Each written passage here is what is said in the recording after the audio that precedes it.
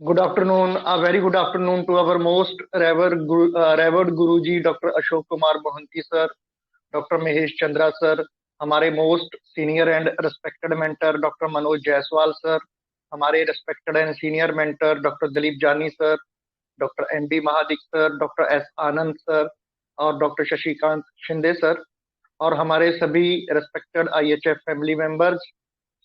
तो सबसे पहले एक अनाउंसमेंट कि हमारा फरवरी ऑनलाइन वेबिनार जो है वो अनाउंस हो चुका है।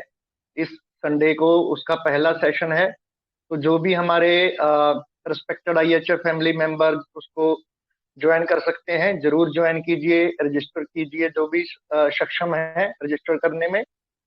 और हमारे आईएचएफ फैमिली ग्रुप के बारे में बताइए अपने नियर एंड डियर वंस को।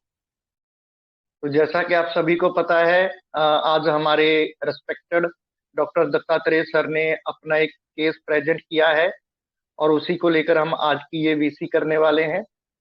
तो सबसे पहले हम हमारी आईएचएफ फैमिली की ओर से हमारे रेस्पेक्टेड डॉक्टर दत्तात्रेय सर का वेलकम करते हैं। Welcome sir, a very good afternoon sir. Thank you sir, thank you very much. जी सर, जी थैंक यू सर। तो जितने हमारे रेस्पेक्टेड आईएचएफ फैमिली मेंबर्स ने हमें ज्वाइन किया है उन सभी का बहुत बहुत आभार हमें ज्वाइन करने के लिए, पार्टिसिपेट करने के लिए।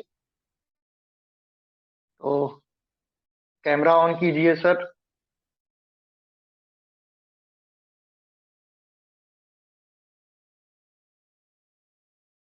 जी सर।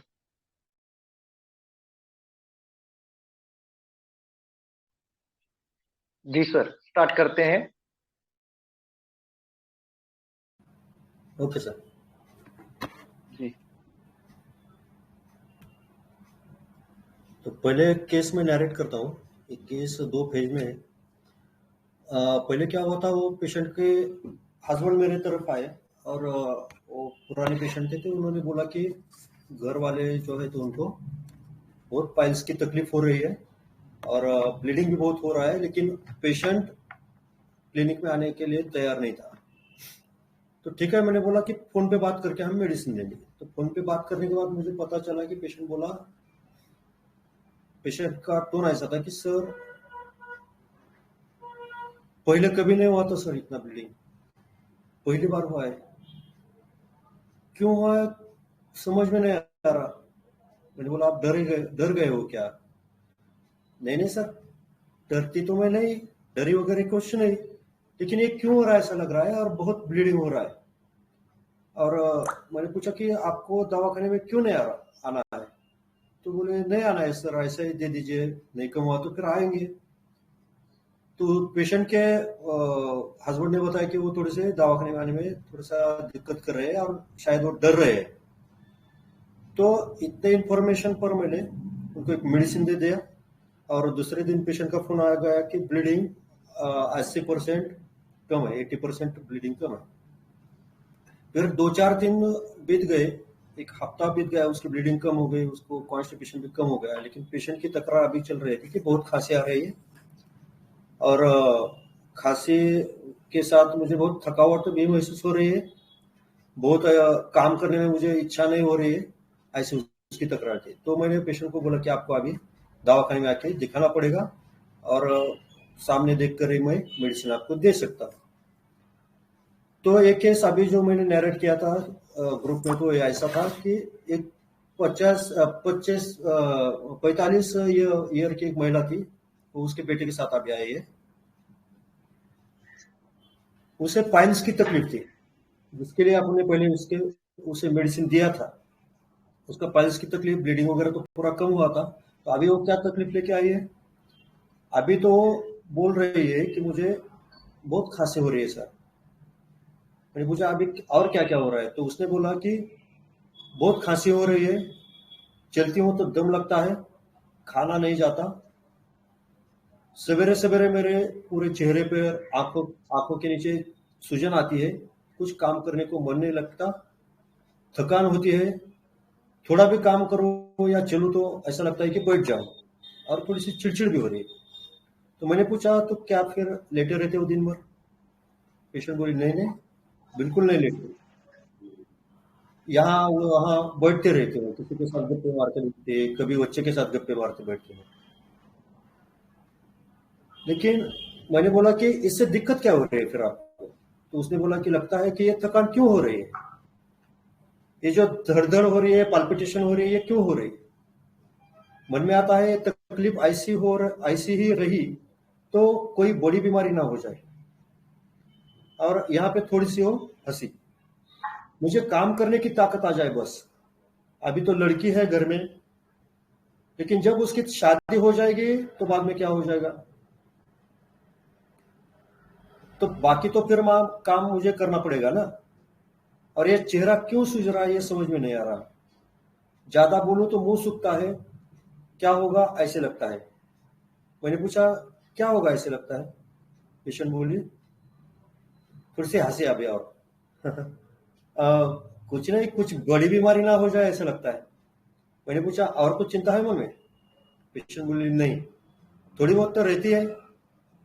बाहर औरतें बोलते रहते हैं कि शुगर होगी, बीपी होगी, तो थोड़ा सा डर लगता है। लेकिन ये डर लगता है बोली और फिर भी वो थोड़ा सा हंसी। वहां पे पीएचसी में दिखाया तो उन्होंने बोला कि शुगर हो सकती है, तो इसने फिर मीठा चाय बिस्कुट खाना पूरा बंद कर दिया। और जब उसके पति के एक ख्याल में आया कि ये अभी बिस्कुट वगैरह नहीं खा रही, ब्रेड नहीं खा रही, तो वो उसे डांटने लगा कि क्यों नहीं खा रही तू? तो उसने बोला कि नहीं, ऐसे ऐसे डॉक्टर बोले, बाहर औरतें भी बोल रही कि मुझे शुगर हो गई होंगी, तो मैं पहले से ही उसको बंद कर रही हूँ। तो हस्बैंड ने बोला कि चलो फिर शुगर चेक करते हैं। शुगर चेक किया तो नॉर्मल निकली। मैंने पूछा और कुछ? तो अभी बेटा बोल रहा है, बेटा बोला कि हाँ सर, ये चिंता बहुत करते रहते हैं, खाना वक्त पर नहीं खाती। पापा और हम लोग बोलते हैं कि वक्त पर खाना खाओ तो चिढ़ती है, घर में कुछ काम तो करती नहीं है, वैसे तो हम ही करने नहीं देते, छोटी बहन करते रहती है, हमारी बहुत चिंता रहती है। मतलब इसके और इसको दो बेटे और दो बेटियां हैं, एक की शादी हुई है, तो उनकी बहुत उसकी चिंता रहती है। अभी दो बेटे पढ़ाई कर रहे हैं, तो उसे लगता है कि इनका सेटलमेंट कब हो जाएगा, ये कब सेटल हो जाएंगे। और इसके साथ एक ट्रेजेडी हो गई थी एक डेढ़ साल पहले कि उसका एक पोता था जो कि 4 साल का था, और उसे क्रॉनिक उसको कुछ हार्ट डिसीज था, कंजेनिटल हार्ट डिसीज था, और वो 4 साल की उम्र में वो उसका देहांत हो गया। तो उसका इसको बहुत सदमा बैठा है, और ये हमेशा उसी दुख में रहती है, उसी गम में रहती है। और ये जब पेशेंट बता रहा था, पेशेंट का बेटा बता रहा, तो पेशेंट के आंख में भी ये पानी आ गया। और फिर पेशेंट बोला कि हाँ सर, बहुत याद आती है, वो बच्चा बहुत ही अच्छा था और उसे बहुत ही लगाव था। तो ये सब इसकी पूरी हिस्ट्री इतनी थी, इतना केस मेरे पास आया था।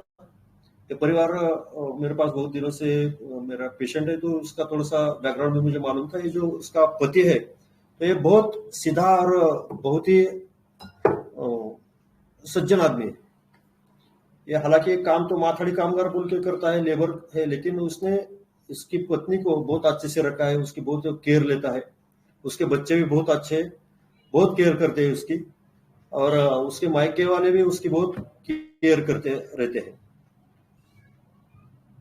फिर उसका ब्लड इन्वेस्टिगेशन करने के बाद उसका एज भी आया था 3.2। तो ये सीवियर एनीमिया की केस थी। तो मैंने उनको सजेशन दिया कि बाबा आप क्या करो कि ब्लड ट्रांसफ्यूजन करा के लो, क्योंकि ये सीरियस केस है। लेकिन पेशेंट उसके लिए राजी नहीं थे, वो घबरा गए। वो बोले कि सर कुछ भी होता है, ब्लड चढ़ाने से कुछ भी होते रहता है, तो मुझे इससे डर लगता है, हम देखेंगे मेडिसिन से। तो मैंने ठीक है बोला, उनका कंसेंट लेके उनको मेडिसिन दे दिया। और फिर 15 दिन के बाद जब उनका फिर से एचबी किया, तो वो एचबी आया था 7.5। तो मैंने फिर अभी उनको ब्लड ट्रांसफ्यूजन के लिए फिर उनको फोर्स नहीं किया। और फिर 1 डेढ़ महीने के बाद जब मैंने फिर से एचबी किया, तो अभी आया है वो 11.5। और उसकी पूरा जो कंसर्न था वो पूरा चला गया, जो डर था उसके मन में जो वो भी चला गया, जो दुख था, ग्रीफ था, वो भी पूरा चला गया। तो ये पूरा केस था। अभी कोई अपने इनपुट्स दे दो।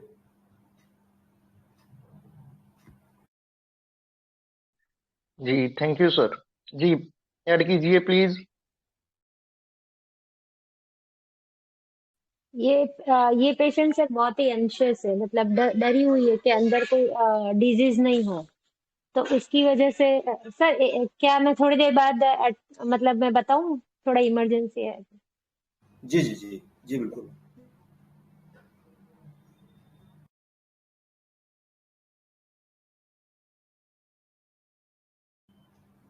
जी और ऐड कीजिए। थोड़ा जल्दी जल्दी ऐड कीजिए तो फिर अपन अच्छे से उससे बात हेलो कर सर। सकते। हाँ जी ma'am. Hello sir, good afternoon. Good afternoon. Sir, ये मुझे इग्नेशिया लग रही है। अभी मैम। उसके पोते को जाके 4 साल हो गया, अभी भी उसके मन में उसका ख्याल है उसको चार साल नहीं हुए। अगर 4 साल नहीं हो गए, 4 साल का बेटा 4 साल का था, उसकी उम्र 4 साल थी। ओके अभी वो 1 डेढ़ साल पहले गया है वो। ओके ओके सर, ओके हाँ हाँ हाँ। ओके। तो यस मैम। सर, हाँ, तो अभी उसके आंख में पानी आ गया, और ऐसे तो फियरफुल लग रही है, थोड़ी डिसीज का डर वगैरह उसको लग रहा है। एंजाइटी हेल्थ अबाउट भी है, तो मुझे थोड़ा इग्नेशिया लग रही है। ओके। Hello sir. हाँ मैम। हाँ, गुड इवनिंग सर। ये जो पेशेंट है वो उसके कंप्लेंट्स तो वो पोती की डेथ के बाद ही चालू हो गए हैं। जी जी और बिल्कुल। उसके ग्रिप में ही है वो, तो elements from death of loved ones लिया। और उसको ये सब हो क्यों रहा है? मैं काम नहीं कर पाती, मैं मुझसे कुछ नहीं हो पा रहा है, मुझे मुझे काम करने करने को नहीं आता। और सब कुछ है बेटी करती है। तो वो मुझे लगता है लाइट डिजायर है उसको, कि मुझे हो क्या गया है। और न मोटी कहीं कहीं कुछ आगे जाके बड़ी बीमारी ना हो जाए, ऐसा ऐसे डर है। तो फियर इम्पोर्टेंट डिसीज ऑफ लिया। और इसको हेल्थ की अपनी चिंता है कि कैसा हो जाएगा, क्या हो जाएगा ऐसा। तो एंजाइटी हाइपोकॉन्ड्रिया लिया। और सेकंड फॉलोअप में जब आई है तो वो सच धज के जैसे वो शादी में जा रहे हैं ऐसे है। तो ज्यादातर मुझे कैलकुलेट कार भी लगती है sir. Thank you. Nice analysis ma'am, बहुत अच्छे। Good afternoon sir. Hello. Good hello. Afternoon, बोलिए सर प्लीज। सर, हे जे रिपोर्ट्स आहेत ना ब्लडचे, एक 6/12/2023 आहेत आणि 25/12/2024 आहे. हम्म। का लेटेस्ट रिपोर्ट आहे का 25/12चा? 2024 लिहिलंय सर तुम्ही. नाही नाही, ते 24 माझ्याकडनं प्रिंट मी चुकून हे केलं, ते 24 आहे सर तो. डिसेंबर 24 हा. आहे तो. हा. 3.2 आहे ना तो, डिसेंबर 24 आहे, त्याच्यावर तारीख आहे लिहिलेली. येस सर, मला या केसमध्ये सेपियाचं फील आलं सर, ओके की सर. एवढं ब्लिडिंग झाल्यानंतर पण patient suppose to go to the hospital, take the care, even though she is refuse the transfusion for the blood. So I feel frivolous. Anxiety regarding children आहे तिला. Business ॲव्हर्जन आहे, काम करण्याची इच्छा होत नाही. And bed remain in bed desire. नंतर त्या नातू एक्सपायर झाला तर ही ग्रीफ तिच्यात आहे, एलिमेंट फ्रॉम ग्रीफ. बिल्कुल I am going with sepia. I am going with sepia. Okay sir. Okay, nice analysis sir.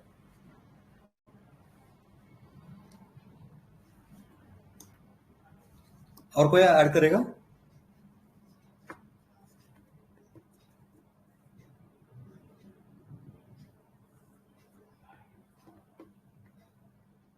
Group पे बहुत अच्छा एनालिसिस आए हैं. अभी 1-2 जन ऐड करेंगे तो फिर अपन चालू करेंगे उसका.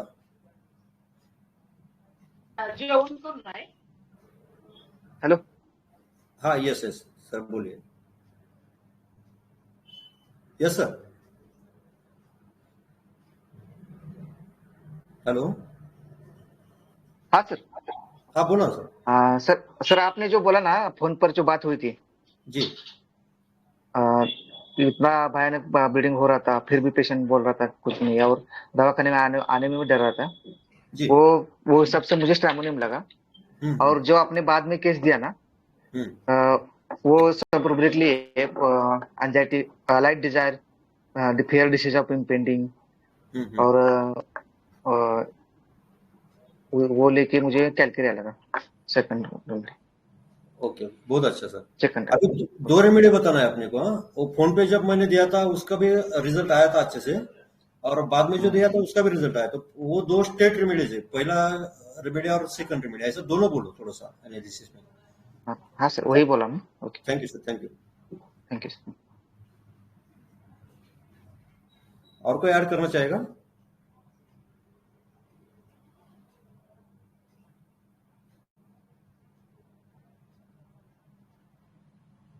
हेलो। हाँ मैम। हाँ सर, सॉरी, हाँ डिसकंटिन्यू करने के लिए। पेशेंट थोड़ा मतलब डरा हुआ है, जैसे आपने सब लिखा है ना, तो जैसे ही डर डर वाली बात आती है वो हंसती है, जैसे डर वाली बात आती है वो हंसती है। तो ये मेन इसका था कि फियर ऑफ इम्पेंडिंग, अंदर कोई बड़ा डिजीज ना हो, मतलब बीपी या वजह से बाहर सुनती है तो उसको भी यही डर लगता है, तो इसकी वजह से वो कॉशियस हो जाती है कि भाई अब मुझे ये शुगर बंद कर दी, ये खाना बंद कर दिया। और सेकंड थिंग, उनका मेन ये एलिमेंट्स चालू हुआ वो बच्चे के डेथ के बाद, उनके यस। लड़की के बच्चे के डेथ के बाद। हाँ, तो वो elements from death of loved one लिया मैंने सर। और उनके बेटे ने भी बताया कि उनको बच्चों की चिंता बहुत रहती है, तो एंजाइटी अबाउट द चिल्ड्रन। मतलब मैं सोच रही थी कि इसमें केयर वरीज ले सकते या नहीं, पर केयर वरी इतना मतलब मेरे हिसाब से नहीं दिखा, क्योंकि वो बोल रही है ना कि अभी बच्ची कर रही है, फिर उसकी शादी हो जाएगी तो कौन करेगा। Yes yes yes. हाँ, तो वो इसलिए मुझे यहाँ पे लगा नहीं, तो ये सब देख के मुझे सर कैलकेरिया कार्ब का फील आ रहा है। अच्छा, और पहले जो दिया था मेडिसिन, वो फोन पे जो मैंने आ, मेडिसिन बोला था। पहले आपने जो मतलब ये रिकॉर्डिंग में बताया, वो मैं थोड़ा सा लेट ज्वाइन किया तो मैंने सुन नहीं पाई कि क्या हिस्ट्री थी मतलब में। ओके, ठीक है मैम, ठीक है, ओके, नाइस एनालिसिस।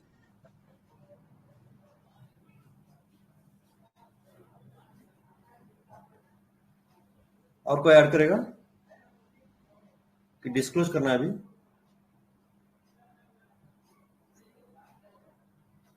जी बताइए प्लीज जल्दी से। Good afternoon sir. Good afternoon. ये लेडी में लाइट डिजायर तो थ्रू एंड थ्रू था सर। वो बार बार बोल रही है पता नहीं किस वजह से हो रहा है, क्यों हो रहा है। एक लाइट डिजायर था और उसको डिसीज को लेके बहुत ज्यादा वो एंजाइटी में थी। पता नहीं कैसे घर के काम कर पाऊंगी, क्या होगा। और और एक बात थी इसमें कि उसको शुगर नहीं है, फिर भी उसने पहले से ही प्रिकॉशन जैसे खाना पीना सब बंद कर दिया। ये लेडी मुझे कॉशियस भी लगी। और इसको जैसे वो डेथ ऑफ लव्ड वन भी है, वो कॉज हो सकता है। तो elements from death of loved ones, anxiety children about, anxiety family about, cautious भी है, लाइट डिजायर भी है, और फियर डिसीज ऑफ इम्पेंडिंग भी लिया सर मैंने। तो मेरा कैलकेरिया और एक्योनाइट आ रहा है। तो आप मेडिसिन कौन सा देंगे मैम उसको? कैलकेरिया। ओके, अगर कैलकेरिया नहीं तो second thought aconite sir. Okay okay, thank you ma'am, nice analysis.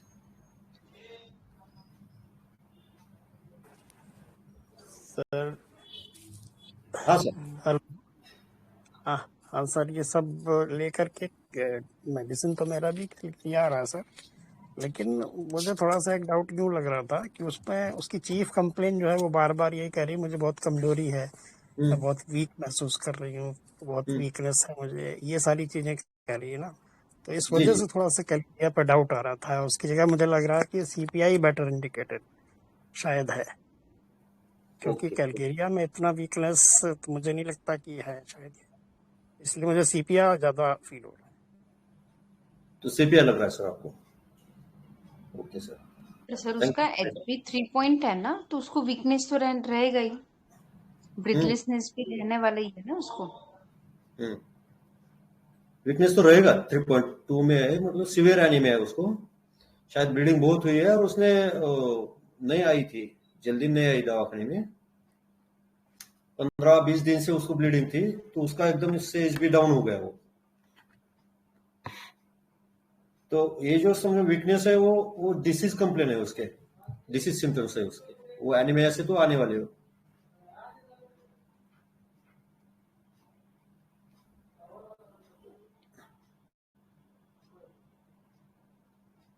Yes sir. और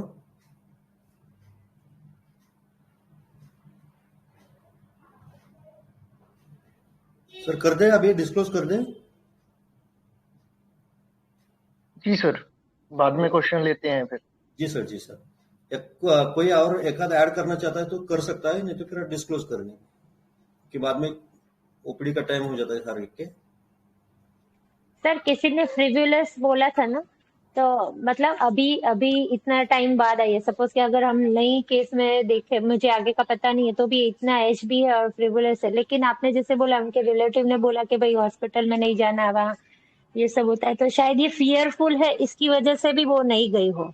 यस, तो इसमें फ्रिवुलस लेना थोड़ा डाउटफुल ही रहेगा, फ्रिवुलस नहीं आएगा, ये फियरफुल ही ज्यादा है। क्यों नहीं आई उसका आप हम क्वाज देखेंगे ना, क्यों नहीं आई, वाई देखना पड़ता है, तो फिर आप रूब्रिक लेने का। खाली जी सर। दवाखाने में नहीं आई तो फ्रिवुलस ऐसा नहीं ले सकते अपन। हाँ जी सर, जी। ओके, तो चलो अपन इसको डिस्क्लोज कर देते हैं। तो बहुत से मतलब सभी का कॉन्ग्रेचुलेशन, सभी अच्छे से कलकेरिया कार्ब पे आए हैं और एक रेमेडी कलकेरिया कार्ब भी है, सभी का कॉन्ग्रेचुलेशन। और पहले जो मैंने दिया था उसको फोन पे बात करके, तो वो डरी हुई थी और उसका आस्टनी से फीलिंग था और वो बहुत फियर में थी, और फिर भी वो दिखा रही थी कि मैं फियर में नहीं है। तो थोड़ा सा अफेक्टेशन ऐसा लेके मैंने उसको स्ट्रामोनियम दिया था, जिसकी वजह से उसको दूसरे दिन पूरा ब्लीडिंग वगैरह कम हो गया था और बाकी उसका कॉन्स्टिपेशन भी कम हो गया था, पेन भी कम हो गया था। लेकिन ये जो एनीमिया था, तो एनीमिया उसका कलकेरिया कार्ब से सेटल हो गया। अभी उसकी अपन लाइफ हिस्ट्री देखिए इस केस के बारे में, तो इसका इसमें कलकेरिया कार्ब जो है तो थ्रू एंड थ्रू है। जब पेशेंट दवाखाने में आई तो उसका भी कॉन्स्टिट्यूशन है, इसलिए मैंने आपको फॉलोअप के वीडियोस दिए। मैं जब केस टेकिंग के समय उसका वीडियो नहीं निकाल सका, लेकिन बाद में मैंने वीडियो निकाला है। तो उसका कॉन्स्टिट्यूशन देखिए पूरा, मतलब उसका चेहरा गोल है, तो उसका पूरा कॉन्स्टिट्यूशन माइल्ड है, एकदम स्लोनेस है उसमें। तो उसके दिखने में भी कलकेरिया कार्ब है, मतलब वो पूरा through and through Calcarea carb है। अभी उसका परिवार मैंने बताया था, आईपीआर भी बताया था कि उसका जो पति है, तो पति कैसा है उसका, ही इज वेरी केयरिंग है, मतलब खुद तो लेबर ही काम करेगा लेकिन वो वाइफ को इतना अच्छे से रखता है। तो सेकंड जो फॉलोअप का वीडियो डाला है उसमें आप देख सकते हैं कि उसके बदन पर जो पूरे ज्वेलरी जो है, पूरी उसकी साड़ी, उसका जो रहन सहन है, वो एक लेबर के वाइफ के जैसा नहीं लग रहा है। मतलब ये बंदा उसको बहुत अच्छे से रखता है, उसके बच्चे भी बहुत केयरिंग है, उसकी बेटी भी बहुत सब काम करती है। मम्मी को तकलीफ है तो मम्मी को बिल्कुल भी वो काम करने नहीं देती। और उसके मैके का भी ऐसा है कि मैके से भी वो बहुत लाडली बेटी थी, तो मतलब ये प्रोटेक्शन उसका ओवर हो गया, पूरी तरह से प्रोटेक्टेड लेडी है। अभी जब वो आई तो उसने क्या कहा कि उसके पति ने भी बताया था कि जब से वो पोता गया है, गुजर गया है, तब से इसने बहुत उसको सदमा लगा है, और जब से वो बहुत गम में रहती है, हर समय उदास रहेगी। दिन में एक बार तो रोती है ही, तो उसको हर समय उसकी याद आती है, उसका बहुत वो नजदीकी था या उसके दिल के बहुत करीब था। तो ये क्या हो गया, ये हो गया elements from death of child of, मतलब उस चाइल्ड की डेथ की वजह से इसको जब से तकलीफ हो गई। और दूसरा रूब्रिक इसमें से क्या ले सकते हैं अपन, तो उसका रूब्रिक है कि एलिमेंट्स फ्रॉम ग्रिप, क्योंकि उसको क्या है, ज्यादा उससे ग्रिप हो गया, और जो कि ग्रिप उसका कम नहीं हो रहा जब से वो बेटा गुजरा है, पोता गुजरा है, जब से उसको ये सब तकलीफें हो रही है। मतलब अपन यहाँ रूब्रिक लेंगे एलिमेंट्स फ्रॉम ग्रिप।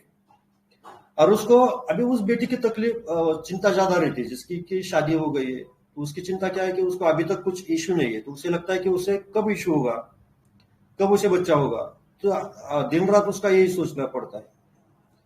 अभी उसकी एक छोटी बेटी है, तो उसको लगता है कि अभी उसकी शादी कब हो जाएगी, उसको अच्छा वर मिलेगा, उसको अच्छा हस्बैंड मिलेगा, नहीं मिलेगा। उसके दो बेटे हैं, अभी वो पढ़ रहे हैं, कोई पुलिस भर्ती की तैयारी कर रहा है, तो उसे लगता है कि इनका कब सेटलमेंट हो जाएगा। मतलब अभी हम रूब्रिक ले सकते हैं एंजाइटी चिल्ड्रन अबाउट हर और हिज। अभी जब वो बाहर बैठती है औरतों के पास, गप्पे मारने, गॉसिपिंग करने बैठती है टाइम पास करने के लिए, तो औरतें बोलती है, अरे तेरे पूरे मुंह पे सूजन आ गई, तुझे शुगर हो सकती है, तुझे ये हो सकता है। उसे जब उन लोगों को पता चलता है कि उसको कुछ बड़ी पाइल्स की बीमारी है, तो वो लोग बोलते हैं कि इसे कैंसर होता है, तो फिर ये डर जाती है। मतलब जो भी कोई भी कुछ कहेगा तो उसका इंप्रेशन उस पर गिर जाता है। तो हम यहाँ पे रूब्रिक उठा सकते हैं इम्प्रेशनेबल। तो ये रूब्रिक हो गया इम्प्रेशनेबल। अभी वो क्या बोल रहे हैं, फोन पर भी बोल रहे थे कि ये मुझे क्या हो रहा है, मुझे समझ में नहीं आ रहा, ये क्या हो गया, ये क्यों हो गया, मुझे ब्लीडिंग क्यों हो गई है, मुझे खांसी क्यों नहीं हो रही, कुछ बड़ी बीमारी तो नहीं है, कुछ बड़ी बीमारी तो नहीं हो जाएगी, ये थकान क्यों हो रही है, मेरे आंखों के नीचे ऐसे सूजन क्यों आ रही है, मेरा चेहरा क्यों सूज रहा है, मुझे काम करने को दिल क्यों नहीं बोल रहा है, पहले तो मैं अच्छे से काम करती थी। ये सब वो उसके मन के मन बोल रहे हैं, ना कि मुझे पूछ नहीं रही है। हम लाइट डिजायर कब लेंगे, जब वो मुझे पूछेगी कि सर ये क्यों हो रहा है, वो उसके मन को ये सब पूछ रहे। तो ये क्या हो गया, एंजाइटी डार्क। वो डार्क में है और इसलिए उसको एंजाइटी हो रही है। और दूसरा रूब्रिक इसमें बनता है कि फियर डिसीज ऑफ इम्पेंडिंग। तो ये पूरे रूब्रिक्स क्लब करें तो यहाँ पे मेडिसिन आता है कलक्रियाकार, जो कि पूरे के पूरे रूब्रिक्स कवर करता है। तो इस तरह से ये रूब्रिक के आधार पर वो लेडी को मैंने कलक्रियाकार पर 200 की 3 डोसेज दिए थे। और उसके बाद जो रिजल्ट है वो आपके सामने मैंने भेज दिए, आपके सामने प्रस्तुत किए हैं पूरे उसके रिजल्ट। उसका जो एचबी था 3.2 कुछ तो भी, तो उसका 15 दिन के बाद उसका 7.4 में परिवर्तित हो गया और फिर 1 महीने के बाद उसमें 11.4 इतनी बढ़ोतरी हो गई। और मेन जो कंसर्न था उसका जो ग्रिप था, ग्रिप उसका 3-4 दिन में ही पूरा कम हो गया। 3 दिन में उसने बोला कि मुझे बहुत फ्रेश लग रहा है, अभी मैं काम कर सक रही हूँ, अभी मेरा जो वीकनेस है पूरे थकावट वगैरह पूरा अभी थकावट मुझे बिल्कुल भी नहीं लग रही और मुझे फ्रेश लग रहा है, अभी मैं काम कर सक रही हूँ, अभी चली तो भी मुझे दम वगैरह नहीं लगता। और उसका जो पूरा दिमाग से डर वगैरह था वो पूरा 3 दिन में ही चला गया। मतलब कैसा रहता है कि जब हम सबने मिलकर कलक्रियाकार निकाले तो इसका मतलब ये है कि ये जो था ये एग्जैक्ट सिमिलिमम था, मतलब मैक्सिमम 80-90% लोग कलक्रियाकार पर आ गए। इसका मतलब ये कि ये जो रेमेडी थी ये उसकी एग्जैक्ट सिमिलिमम थी। और एग्जैक्ट सिमिलिमम होने की वजह से क्या हो गया कि उसका एचबी तो बढ़ते रहा, लेकिन वो एचबी बढ़ने से पहले भी उसको 3 ही दिन में उसको फ्रेश लगने लगा, उसका पूरा वीकनेस चला गया। और सबसे कंसर्न क्या था उसका, कॉज क्या था डिसीज का, तो element from death of child, यानी ग्रिप उसका कॉज था, जो कि 1 से 2 दिन में उसका दिमाग से पूरा दुख दर्द निकल गया और वो फ्रेश हो गई। तो ये पूरा इस केस के हिसाब से एक कलक्रियाकार का जर्नी था। अभी किसी को कुछ डाउट होंगे तो पूछो। सर उसके साथ आपने क्या हेमाटोनिक दिया था क्या?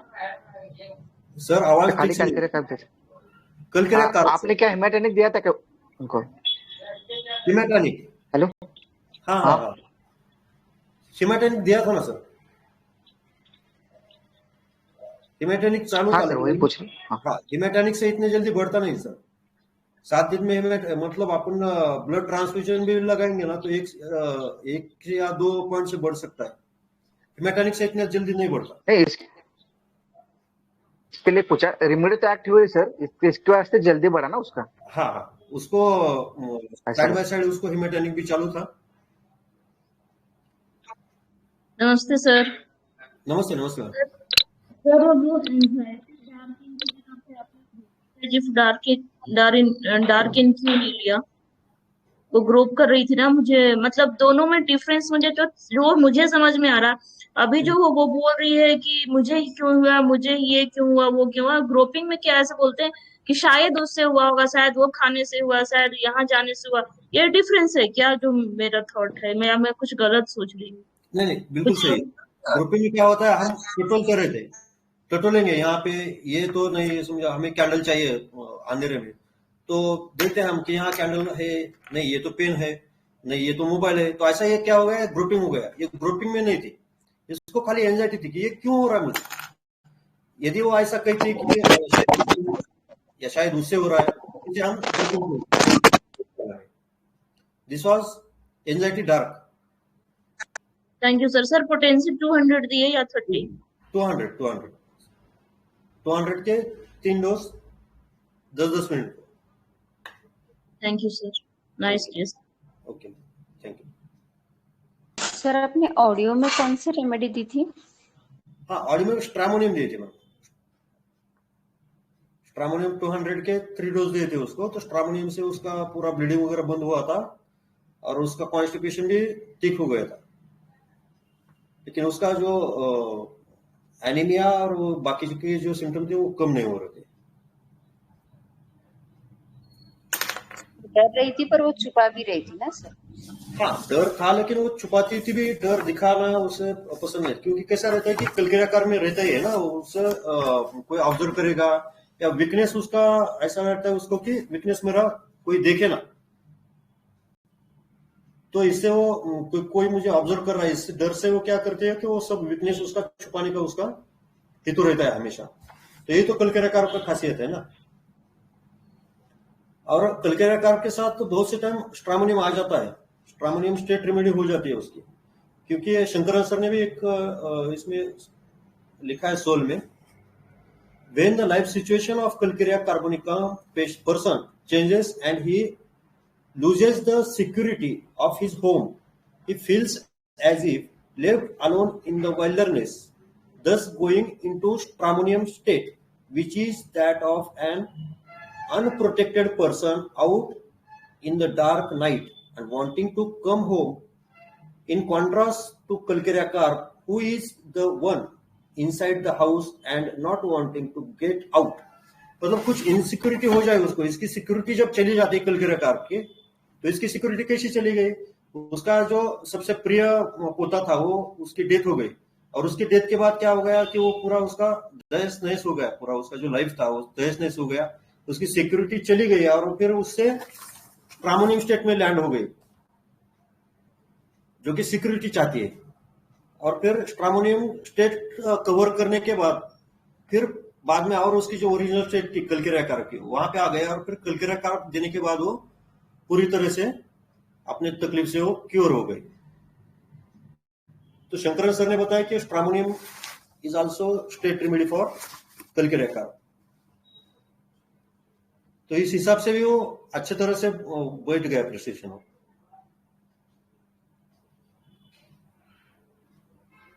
इसमें और सोच सकते हैं कुछ रेट्रोस्पेक्टिव रूब्रिक, जैसे कि एडमोनिशन एग्रेवेशन किसी ने लिखा है, वो भी हम सोच सकते हैं इस केस में। एडमोनिशन से इसको एग्रेवेट होता था, समझो जैसे कि बच्चे कहते थे कि मम्मी टाइम पे खाना खाओ या कुछ ये करो वो करो, तो उसको ये भी चलता नहीं था, वो चिढ़ जाती थी।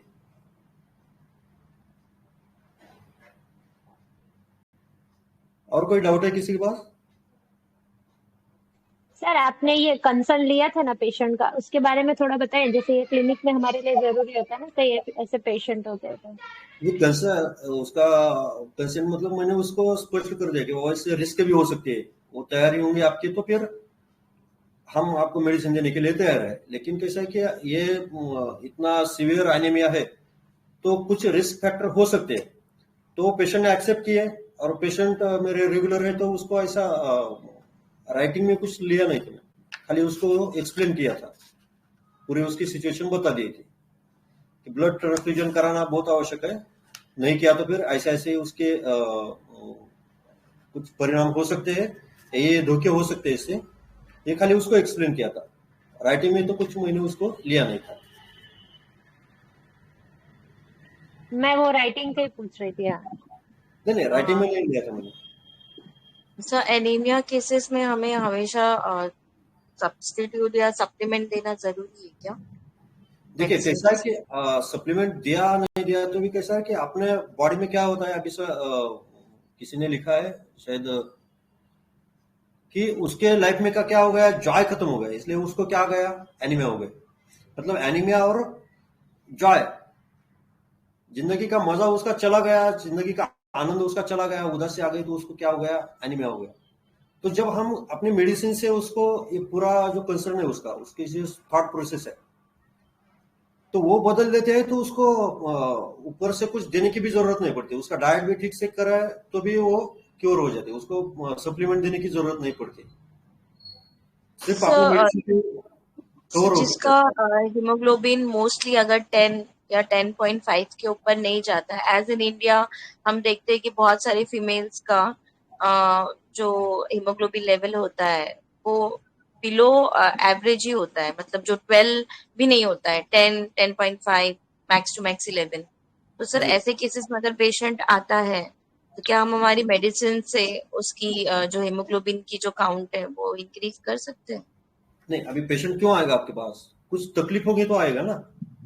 नहीं मतलब अगर पेशेंट फॉर एग्जांपल सर वो रिपोर्ट लेकर आ रहा है कि भाई हम मेरा हीमोग्लोबिन 10.5 है, बाकी उसे कोई दिक्कत नहीं है, पर उसे लिथार्जिक फील हो रहा है या फटीक फील हो रहा है या जो भी है, मतलब उसे लग रहा है कि हाँ कम है, अगर सिर्फ ये चीज कंसर्न लेकर वो आता है कि हीमोग्लोबिन मेरा काउंट मुझे बढ़ाना है या आपकी मेडिसिन से ये चीज होगी क्या, जहाँ कॉन्स्टेंटली उसका जो लेवल है वो 10.5 ऐसा बना हुआ है for over a period of long time, तो क्या सर ऐसे केसेस में हम मेडिसिन दे के कुछ पॉइंट्स पेशेंट के बढ़ा सकते हैं?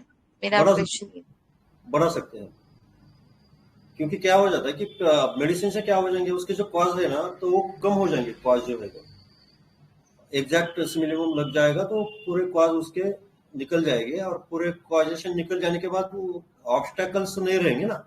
और उसने डाइट वगैरह ठीक से लिया, क्या कॉज रहता है इसमें? ब्लीडिंग रहता है, उसका डाइट कम रहता है। ये कॉज की वजह से इंडियन फीमेल्स में थोड़ा सा लोअर साइड रहता है। बहुत सी बार क्या होता है, लेबर वुमेन्स रहते हैं या हाउस वाइफ रहते हैं जो कि अपने हेल्थ की तरफ ज्यादा ध्यान नहीं देते, उनका डाइट भी वैसे थोड़ा सा पुअर रहता है, तो उसकी वजह से ये एनीमिया के मेन कॉजेस है। तो ऐसे केसेस में डेफिनेटली हम मेडिसिन से वो बढ़ा सकते हैं। बिल्कुल। Thank you. Okay ma'am, thank you.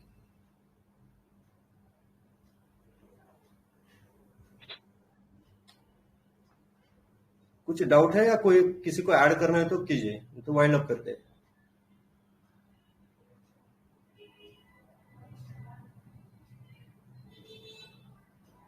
Hello sir.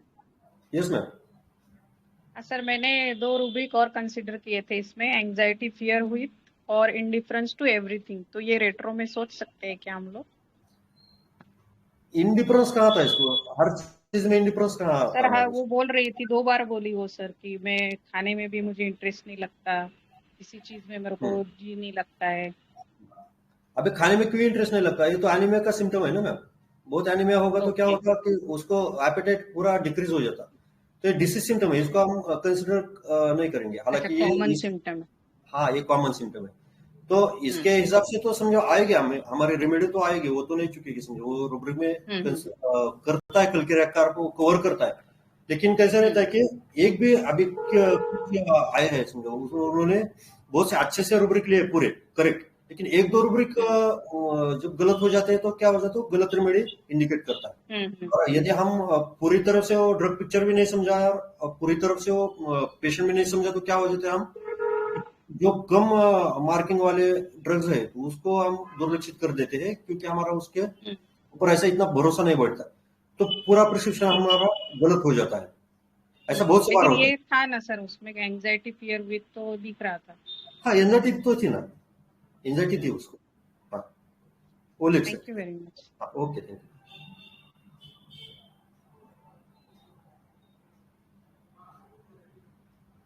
Okay, और किसी को डाउट है कुछ?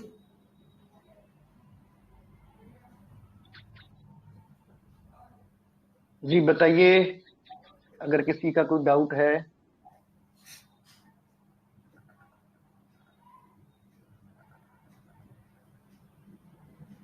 जी, तो deep gratitude to our respected doctor Dattatreya sir.